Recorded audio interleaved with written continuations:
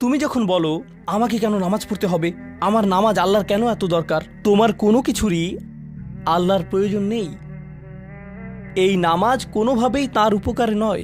আল্লাহ এমনকি বলছেন যখন কোনো কিছুই থাকবে না, চলো কোরআন থেকে একটা উদাহরণ দেই। যখন এই মহাবিশ্বে কিছুই থাকবে না, চলো কয়েক সেকেন্ডের জন্য আল্লাহর গৌরব নিয়ে কথা বলি। সম্প্রতি বিশ্বকাপ চলার সময় আমি কাতারে ছিলাম।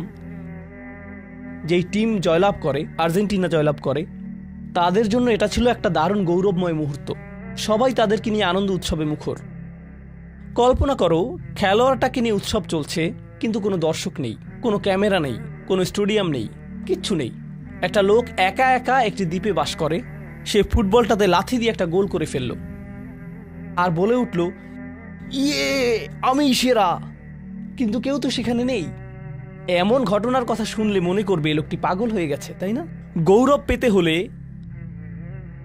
গৌরব করার মতো একদল দর্শক থাকতে হবে। স্বীকৃতি পেতে হলে একদল মানুষ আশেপাশে থাকতে হবে যারা স্বীকৃতি দিবে। প্রশংসা পেতে হলে, কদর পেতে হলে নিজে নিজে তো আর প্রশংসা পেতে পারো না। এমন কেউ থাকতে হবে যে তোমার জন্য এই প্রশংসাটা করবে। কিন্তু আল্লাহ বলেন, কুল্লু মান আলাইহা ফান ওয়ায়াবকা ওয়াজহু রাব্বিকা যুল জালালি ওয়াল ইকরাম। তিনি বলেন সব কিছুই ধ্বংস হয়ে যাবে এই ধরাপৃষ্ঠের, তথাপি তোমার রবের চেহারা থেকে যাবে। আল্লাহই একমাত্র সত্তা, যিনি তখনও মহিয়ান এবং গরিয়ান। এমনকি যখন তার প্রশংসা এবং গৌরব বর্ণনা করার কেউ থাকবে না। অন্য যে কারো ক্ষেত্রে কাউকে না কাউকে এটা করে দিতে হয়। তাই আল্লাহর প্রয়োজন নেই আমার নামাজের। আমার হালাল মুরগি খাওয়া আল্লাহর প্রয়োজন নেই। আমার মন্দ বলা থেকে বিরত থাকাও আল্লাহর প্রয়োজন নেই। তাই নিজের মাথা থেকে এই চিন্তা দূর করে দাও যে নামাজ পড়ার মাধ্যমে তুমি কোনোভাবে অন্য কারো উপকার করছো। আল্লাহ এমনকি বলছেন, ইয়ামুন্নুনা আলাইকা আন আসলামু, তারা মনে করে তারা ইসলাম গ্রহণ করে তোমাকে ধন্য করেছে। লা তামুন্নু আলাইয়া ইসলামাকুম, আমাকে বলতে এসো না যে তোমার ইসলামের মাধ্যমে তুমি কোনোভাবে আমার উপকার করেছো। বালিল্লাহু ইয়ামুন্নু আলাইকুম, বরং আল্লাহই তোমাদের প্রতি অনুগ্রহ করেছেন। এখন পরবর্তী বিষয়, আচ্ছা কেউ একজন নামাজ পড়ে না কেন? আমি তোমার সম্পর্কে বলছি না, আমার প্রিয় ছেলে বা প্রিয় মেয়ে। শুধু প্রশ্নটি নিয়ে চিন্তা করো যে মানুষ কেন নামাজ পড়ে না। এর অনেকগুলো উত্তর থাকতে পারে, আর এই প্রশ্নের উত্তর আল্লাহর কাছেও আছে। উত্তরটা খুবই ভয়ঙ্কর। এই উত্তরটি আমি খুতবার শুরুতে পড়েছি। তিনি বলেন, ফালা সাদ্দাকা ওয়ালা সাল্লা ওয়ালাকিন কাযযাবা ওয়া তাওয়াল্লা। সে আসলে সত্য গ্রহণ করেনি এবং সে নামাজও পড়েনি। তিনি কাফির সম্পর্কে বলছিলেন। তিনি দুইটা জিনিস বলেছেন, এই লোকটি সত্য গ্রহণ করেনি এবং নামাজও পড়েনি। কথাটা ভাবনার উদ্রেক করে। যদি বলা হয় সে সত্য গ্রহণ করেনি, আমার আশা হলো তিনি বলবেন লা সাদ্দাকা ওয়ালা আমানা, কিন্তু তিনি বলছেন লা সাল্লা। এর মানে হলো আল্লাহর সত্য গ্রহণ করার ব্যাপারে তোমার অন্তরে কিছু একটা মিসিং আছে। না না না, বাচ্চাটা বলে আমি আল্লাহকে বিশ্বাস করি, আমি মুসলিম। হ্যাঁ, তুমি এখানে মুসলিম, তোমার মাথায়। কিন্তু এই সত্য তো শুধু তোমার মাথার জন্য না, এই সত্য তোমার অন্তরের জন্য। তুমি এখনো অনুভব করছো না যে ব্যাপারটা কেমন সিরিয়াস। তুমি এখনো উপলব্ধি করছো না যে এটা কি। মাঝে মাঝে কোনো বিষয় তুমি জানো হয়তো, কিন্তু এই নিয়ে চিন্তা করা থেকে পালিয়ে বেড়াও। এটা সত্য, তুমি জানো বিষয়টা কিন্তু চিন্তা করতে চাও না। আর তাই এটা যেহেতু মিসিং, ঠিক এই কারণে আমি সহজেই নামাজের কথা ভুলে যাই কখনো কখনো, এবং তুমিও ভুলে যাও কখনো কখনো। এমনটা ঘটে কারণ আমাদের অন্তর কিছুটা বিভ্রান্ত হয়ে পড়ে। দিনের এই সত্যতা, আল্লাহকে সেই সত্যটা, সেই অকাট্য সত্যটা আমাদের মস্তিষ্কের পেছনের কোনো একটা সেলফে গিয়ে পড়ে থাকে। আমরা অন্য কিছুতে ব্যস্ত হয়ে পড়ি এবং এই নিয়ে আর চিন্তা করি না। আল্লাহ এটাই বলেছেন। সুতরাং তোমার নামাজ পড়া আল্লাহর প্রয়োজন নেই। এমনকি তুমি যদি নামাজ পড়ো, আমি পড়তে বলছি এই কারণে, তখন কি করো? নামাজের জন্য কিভাবে নিয়ত করো? তখন আমি 4 রাকাত নামাজ পড়বো, দাঁড়ালাম, কারণ আমার আব্বা বারবার পড়তে বলছেন। আল্লাহু আকবার। নবী সাল্লাল্লাহু আলাইহি সাল্লাম আমাদের বলেছেন, নিয়ত সঠিক না হলে কাজের কোনো মূল্য থাকে না। ইন্নামাল আমালু বিন্নিয়াহ, ইন্নামাল আমালু বিন্নিয়াত। এমনকি যদি তুমি কাজটা করেও থাকো কিন্তু তোমার নিয়ত ছিল আমি শুধু তোমাকে বিরক্ত করি, এটাই তোমার নিয়ত, তখন এই নামাজ আমার যেমন কোনো উপকার করবে না, ঠিক তেমনি তোমারও কোনো উপকার করবে না। তোমার সত্যিকারের আন্তরিক নামাজ থেকে একমাত্র যে উপকৃত হবে সে হলো তুমি নিজে। এখন এটাই সেই প্রশ্নের উত্তর যে কেন একজন মানুষ নামাজ পড়ে না। আরও 2টা কথা তোমার সম্পর্কে বলতে চাই। তার মাঝে একটা হলো নামাজ পড়ার উদ্দেশ্য কি, কোন কারণে পড়ব? কারণ তুমি হয়তো ভাবছো নামাজ পড়ার উদ্দেশ্য হলো তুমি যেন জাহান্নামে না জ্বলো। নামাজ পড়ার উদ্দেশ্য হলো তুমি যদি নামাজ না পড়ো আল্লাহ তোমাকে ঘৃণা করবেন। নামাজ পড়ার উদ্দেশ্য হলো তুমি যদি নামাজ না পড়ো তুমি শাস্তি পাবে, অথবা তুমি আর মুসলিমই থাকবে না, ফেরেশতারা তোমাকে অভিশাপ দিবে। সমস্ত নেতিবাচক বিষয়। আল্লাহ ওই সমস্ত উদ্দেশ্যের কথা উল্লেখ করেননি। নেতিবাচক কিছু থেকে মুক্তি পাওয়া নামাজের মূল উদ্দেশ্য নয়। নামাজের মূল উদ্দেশ্য হলো ইতিবাচক কিছুর দিকে ছুটে চলা। এটাই নামাজের উদ্দেশ্য। এমন দুই ছাত্রের মধ্যে পার্থক্য যেন একজন লেখাপড়া করে যেন সে ফেল না করে, আর অন্যজন লেখাপড়া করে কারণ সে ওই সাবজেক্টটা পড়তে ভালোবাসে। একজন ছাত্র পড়ালেখা করছে পজিটিভ কিছুর জন্য, আর অন্যজন পড়ালেখা করছে কারণ সে এমন কিছু থেকে বাঁচতে চাচ্ছে যা নেগেটিভ। একজন কর্মচারী তার চাকরিটাকে দারুণ ভালোবাসে, আর অন্য একজন কর্মচারী শুধু চায় সে যেন চাকরিটা না হারায়। তারা একই চাকরি করছে, একেবারে অভিন্ন চাকরি, কিন্তু একজন চাকরিটা করতে পেরে কি যে খুশি, কত যে আনন্দ তার, আর অন্যজন খুবই হতাশ, সবসময় মনমরা ভাব। কেন? কারণ তাদের একজন এটা করছে ক্ষতিকর কিছু থেকে মুক্তি পাওয়ার জন্য, আর অপরজন এটা করছে উপকারী কিছুর দিকে ছুটে চলার জন্য। আল্লাহ কোরআনে যখন আমাকে নামাজ সম্পর্কে বলেছেন যে কেন আমাদের নামাজ পড়া দরকার, তিনি মুসা আলাইহিস সালামকে এই উত্তরটা বলে দিয়েছেন। যখন তিনি তার সাথে সাক্ষাৎ করেছিলেন তিনি বলেছেন, আকিমিস সলাতা লিযিকরি, আর আমাকে স্মরণ করার উদ্দেশ্যে নামাজ কায়েম করো। তোমার নামাজ ঠিক রাখো যেন তুমি তোমার রবকে স্মরণ করতে পারো। আমি তোমাকে ইতিমধ্যে বলেছি যে তোমার আমার সম্পর্কটা খুবই সীমিত, কিন্তু তোমার সাথে আল্লাহর সম্পর্কটা অনেক আগে থেকে শুরু হয়েছিল, আর তার সাথে তোমার এই সম্পর্কটা অনন্তকাল ধরে বলবৎ থাকবে। তাই সেই সম্পর্কটির কথা স্মরণে আনা আবশ্যক, কারণ ভালো যত কিছু তোমার কাছে আসে তা আসে ওই সম্পর্কটা থেকেই। সামান্য কিছু ভালো জিনিস তোমার বাবার কাছ থেকে আসে, কিছু কিছু ভালো জিনিস, কিন্তু সকল ভালো জিনিস যা তোমার কাছে আসে তা আসে একমাত্র ওই সম্পর্কটির কারণে।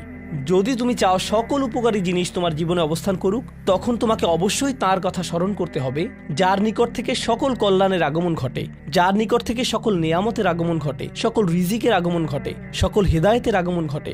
আর তাই আল্লাহ বলছেন সর্বোত্তম যে উপায়ে তুমি এটা করবে তা হলো নামাজের মাধ্যমে তুমি আমাকে স্মরণ করবে। এজন্যই তোমার নামাজ পড়া দরকার। আচ্ছা, পরিশেষে এজন্যই তোমার এটা করা উচিত, কিন্তু তুমি এটা করছো বলেই সঠিক নিয়ত সহকারে আল্লাহ বলছেন কেবল এখানেই শেষ নয়, এর কিছু উপকারিতাও আছে। কিছু ভালো জিনিস তোমার পথে আসবে যখন তুমি সত্যি সত্যি আল্লাহকে স্মরণ করবে। যখন তুমি আল্লাহকে স্মরণ করবে যেভাবে তিনি চান সেভাবে, আর যে উপায়ে তিনি চান তা হলো এই নামাজগুলোর মাধ্যমে।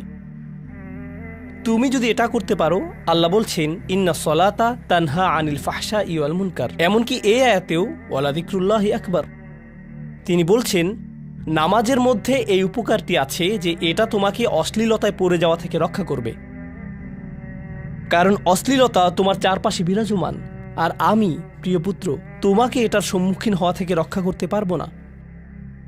অশ্লীলতা তোমার ফোনে, অশ্লীলতা তোমার স্কুলে, অশ্লীলতা তোমার বন্ধুদের মাঝে, অশ্লীলতা ঈদের অনুষ্ঠানে, যখন কোনো কর্নারে গিয়ে বন্ধুদের সাথে আড্ডা দাও, অশ্লীলতার উপস্থিতি তুমি সর্বত্র দেখতে পাবে। প্রতিবার যখনই তুমি অশ্লীলতার দিকে এগিয়ে যাবে তোমার অন্তর ক্ষতিগ্রস্ত হয়ে পড়বে। আর আল্লাহ বলছেন যদি তুমি এই নামাজগুলো আদায়ে যত্নবান হও, এগুলো তোমাকে অশ্লীলতার করাল গ্রাস থেকে রক্ষা করবে। একবার যদি তুমি অশ্লীলতায় ডুবে যাও তখন তুমি হয়ে পড়বে যেমন তুমি যদি দূষিত বাতাসে নিঃশ্বাস নাও, প্রথম প্রথম তোমার কাশি আসবে, কিন্তু যদি এতে বেশিক্ষণ অবস্থান করো একসময় এতে তুমি অভ্যস্ত হয়ে পড়বে। অশ্লীলতাও ঠিক এরকম, এতে আকণ্ঠ নিমজ্জিত থাকলে একসময় এটাকে আর বড় অপরাধ বলে মনে হবে না, নিজেকে এর থেকে রক্ষা করার কোনো গরজ অনুভব করবে না আর, কারণ তোমার প্রতিরোধ ব্যবস্থা দূষিত হয়ে গেছে। এরপর তুমি এমনকি আরও বিষাক্ত আচরণের জন্য প্রস্তুত হয়ে যাবে, এমনকি আরও জঘন্য বিষয় ওয়াল মুনকার, এমনকি আরও ঘৃণ্য কাজও তোমার দ্বারা সম্পন্ন হয়ে যেতে পারে। অধঃপতনের অতল গহ্বরে হারিয়ে যাওয়া থেকে এই নামাজগুলো তোমাকে রক্ষা করবে। এই জন্যই তোমার নামাজ পড়া দরকার, এই সমস্ত কারণেই তোমার নামাজ পড়া প্রয়োজন। আমি বলেছি এই জন্য না, এই সমগ্র ভ্রমণের শেষে সিদ্ধান্তটা সম্পূর্ণরূপে তোমার। কারণ আল্লাহ হয়তো আগামীকালই আমাকে নিয়ে যেতে পারেন, আল্লাহ হয়তো আমাকে 1 বছরের মধ্যেই নিয়ে যেতে পারেন। তোমার এবং আমার মাঝে যে এই সম্পর্কটা বর্তমানে আছে, এমনকি যদি আমরা 100 বছরও বাঁচি আমরা এর চেয়ে বেশি বাঁচতে পারবো না। একটা সময় আছে যখন এর সমাপ্তি ঘটবে, কিন্তু ওই সম্পর্কটি, তুমি যদি সত্যিই ওই সম্পর্কটি সম্মান করতে চাও নামাজ পড়ো। তোমার প্রতি এটাই আমার উপদেশ। এখন আমি পিতামাতার উদ্দেশ্যে কথা বলবো। এটা হবে ছোট্ট একটা রিমাইন্ডার আমার জন্য এবং আমাদের সবার জন্য, আমাদের পিতামাতাদের জন্য। সন্তানাদি আল্লাহ প্রদত্ত একটা নিয়ামত। তাদেরকে এজন্য দেওয়া হয়নি যেন আমরা তাদের নিয়ন্ত্রণ করতে পারি।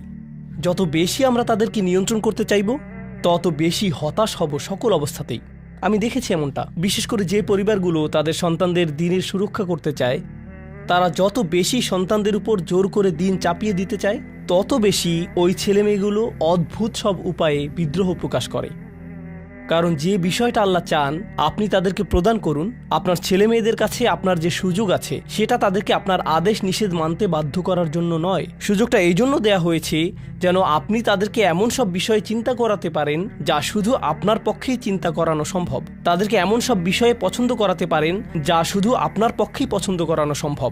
আপনার বাচ্চাটা বাস্কেটবল পছন্দ করে কারণ সে আপনাকে বাস্কেটবল খেলতে দেখেছে। সে প্লে স্টেশন পছন্দ করে কারণ সে তার বাবাকে প্লে স্টেশনে খেলতে দেখেছে। এভাবে আপনি বাচ্চাটার অন্তরে কোনো কিছুর জন্য ভালোবাসা তৈরি করে দিতে পারেন, কারণ আপনি যেরকম আপনার পক্ষে এটা করা সম্ভব। আর যখন বাচ্চাদেরকে বলতে থাকেন তোমার হোমওয়ার্ক করো, তোমার হোমওয়ার্ক করো, আপনার সন্তানের বয়স যখন 40 হবে সে তখন বলবে না আমি হোমওয়ার্ক ভালোবাসি, কিন্তু 40 বছর বয়সেও সে বলবে আমি বাস্কেটবল ভালোবাসি, আমার বাবা সবসময় বাস্কেটবল খেলতেন।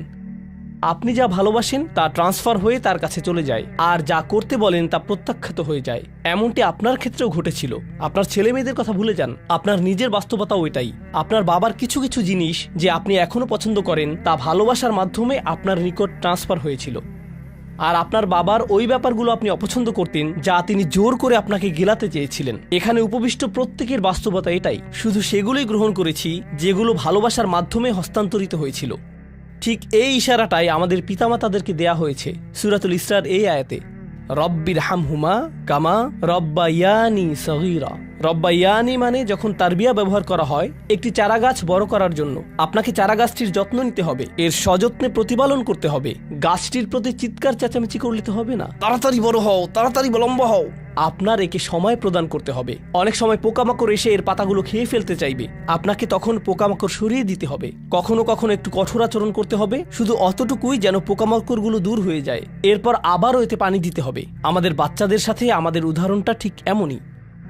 ঠিক এ কারণেই আমরা আমাদের মাতা পিতার জন্য এই দোয়াটা করি। আমি দোয়া করছি আল্লাহ যেন আমাদের সন্তানদেরকে হেদায়েত দান করেন, যা শুধু তার পক্ষেই দেয়া সম্ভব। দোয়া করছি আল্লাহ তাদের অন্তরে ইস্তিকামা প্রদান করুন, যেন তারা তাদের জীবনে সঠিক সিদ্ধান্ত নিতে পারে। আরও দোয়া করছি আল্লাহ তাদেরকে ইব্রাহিম আলাইহিস সালামের দোয়ার মতো করুন, যা তিনি আমাদের সবার জন্য করেছিলেন, রব্বি জাআলনি মুকিমাস সলাতি ওয়া মিন যুররিয়াতি। হে আমার রব, আমাকে সালাত কায়েমকারী বানান এবং আমার বংশধরদের মধ্য থেকেও। আল্লাহ তাআলা এখানে উপস্থিত পিতামাতাদেরকে আমাকে সহ সবাইকে এমন দৃষ্টান্তে পরিণত করুন যে আল্লাহকে ভালোবাসে এবং যে নামাজকে ভালোবাসে, যেন আমাদের ছেলেমেয়েরা নামাজের প্রেমে পড়ে যায় আমরা যেভাবে নামাজকে ভালোবাসি তা দেখে।